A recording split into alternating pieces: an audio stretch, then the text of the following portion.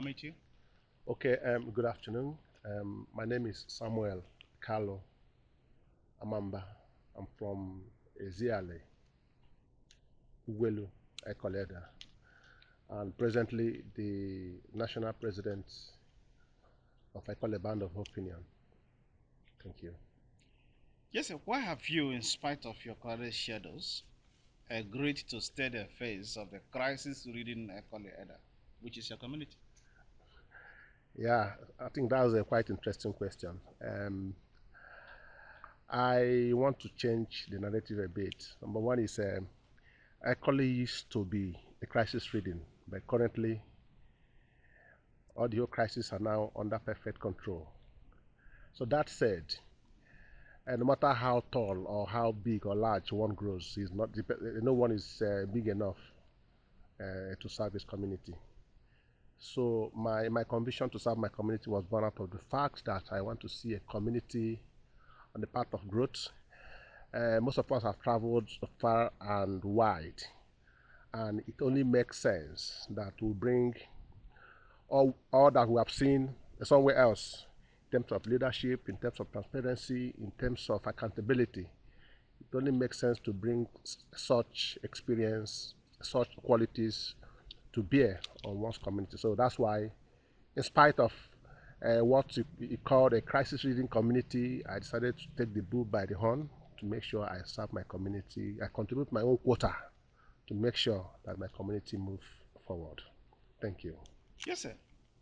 Now the community, how do you feel now you are cherished Ekole Eda is considerably enjoying once elusive safety and peace? Thank you once again. I think your guess is as good as mine. All of us want to have a community, a family that is peaceful, because it is only in that atmosphere of peace, that atmosphere of harmony, that development can start or flourish. So I'm very happy that I am part of the success story. I am proud to be part of the leadership, the current leadership of Ecole, that is working assiduously with the Iboeze Council of Chiefs to make sure that we bring stability. Yes, there is relative peace, but we are not there yet. We are still on the journey. But I believe with the way we are going, with the focus we have, we'll get there sooner than later. Thank you. Yes, now the community has a substantive royal father, Ezogo. Do you think that that has made a difference in the administration of the community? A whole lot of difference. But before I comment further, I want to sincerely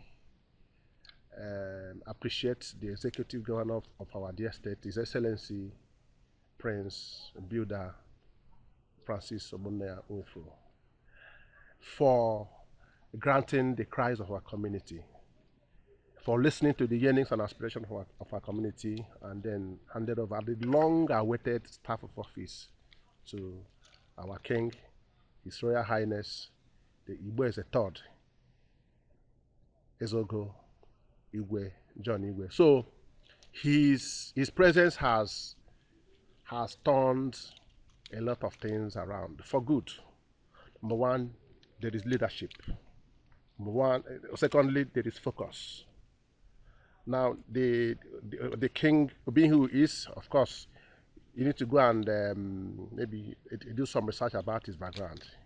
He's a seasoned administrator. He retired at the zenith of his career.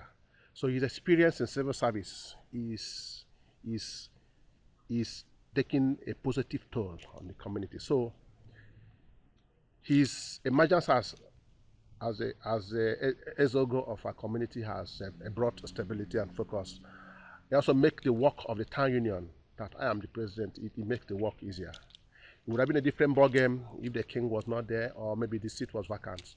But currently, we are working together to make sure the community is stabilized. We're working together to make sure that we give the community the leadership that they deserve.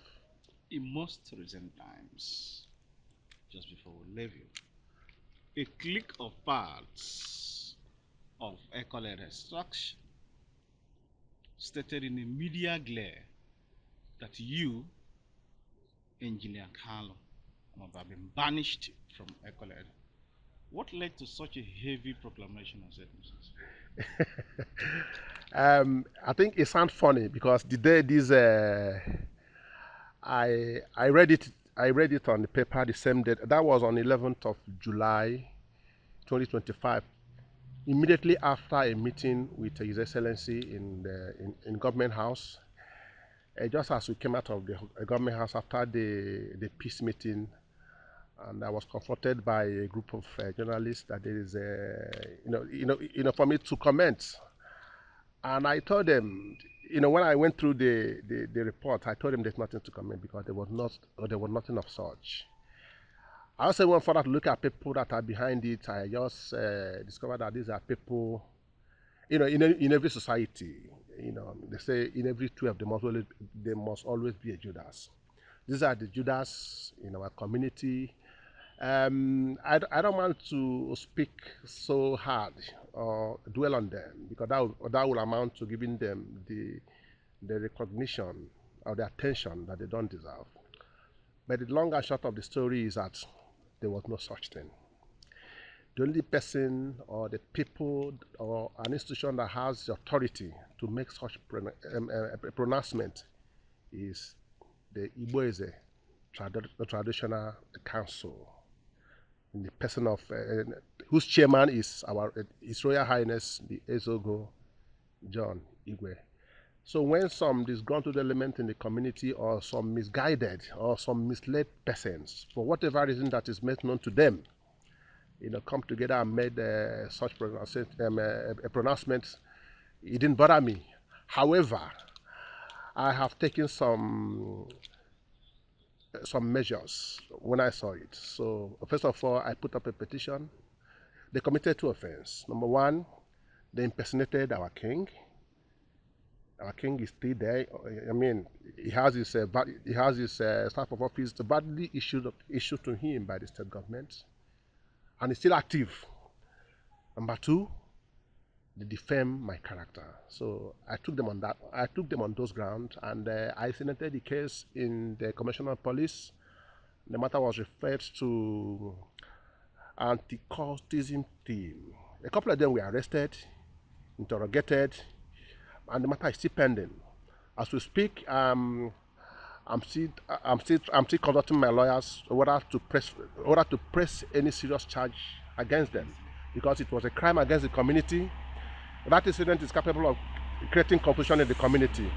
They, like I said, on one hand, they impersonated our king, which is Eze, and on the other hand, they defame my character.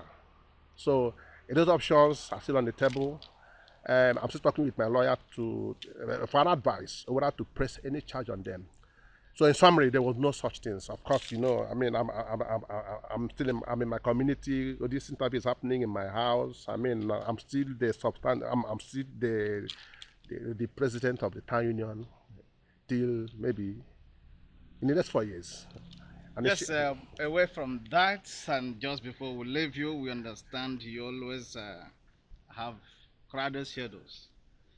What is the scale of cooperation from the villagers to you as their national president, Ekoli Probanjini? okay, so I will not say 100% because 100% only exists in laboratory, but greater majority, over 90%, have seen the need because they have tested water and sand. So everybody is now making decision for himself. So the current leadership, we are running an open door policy. Whatever we are doing is made open. Even our decision process, it is a participatory governance that we are doing. People have We're giving everybody a chance to make an input in our decision process. So people are happy. Participation has increased. In fact, awareness. I can tell you, before I became the president of the town union, about more than a year ago, we were only hearing about I call a band of opinion in the village.